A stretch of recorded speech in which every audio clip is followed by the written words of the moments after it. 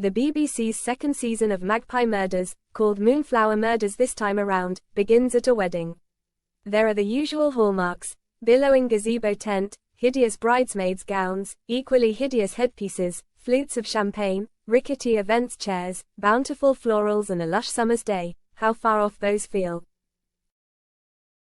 Then a disorientated housekeeper from the nearby hotel runs in and ruins the blushing bride's wedding dress with a sopping red handprint. There's been a murder.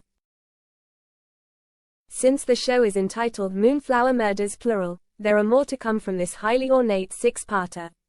So we jump forward 8 years to a setting that looks more like a tropical postcard than the B-roll for Bake Off, where Lesley Manville is roaming the wilds dressed like a woman discovering herself. This is Susan, living out a Mamma Mia fantasy, running a hotel on Crete with her boyfriend, Andreas, Alexandros Logothetes. Those who watched the first season will be up to speed with who Susan is, a former publisher, and what's going on. She left publishing for Greece after discovering her book boss was in fact a homicidal maniac who did away with their star novelist. Those who did not will need a moment to find their footing. The mother and father of the bride pitch up in this idyll because their wedded daughter Cecily has gone missing after reading a whodunnit, which Susan edited, loosely based on the murder 8 years ago. Something in the book made her believe the wrong person, an ex-con maintenance man, had been put behind bars. Susan, having had it with one kitchen nightmare too many at their rustic BB, agrees to help search for Cecily. On the flight back, a suspiciously roomy and tranquil affair for a budget airline, Susan reads Atticus Pun Takes the Case, the novel Alan Conway wrote after she coaxed him with details of the real-life hotel murder. As if enough wasn't already going on, at this point we are hurled into the world of the 50s set novel. These are gorgeous scenes with lovely period detail. A ballooning vintage chitty chitty bang bang car, with a retired golden Hollywood starlet wearing dainty driving gloves behind the wheel. This is our fabulous next murder victim, who owns a boutique hotel in Devonshire and is being ripped off by just about everyone around her.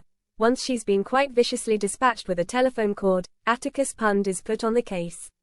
Played by Tim McMullen, he wears quintessentially English clobber and has something of Hercule Poirot about him.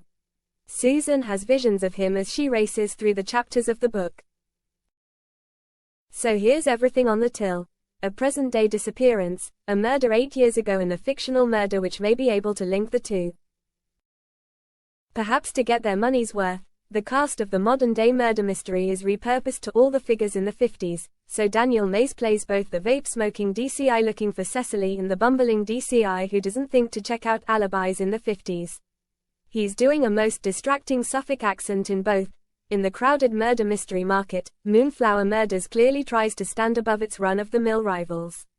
Based on Anthony Horowitz's novel of the same name, this murder within a murder is a many-layered and many-charactered triumph of plotting.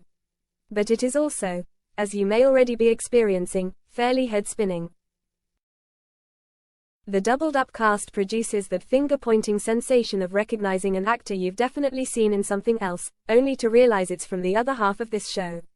Given they're not exact one-to-one matches every time, the woman murdered in the 50s is Cecily's very much alive sister in modern day. It can all be quite confusing.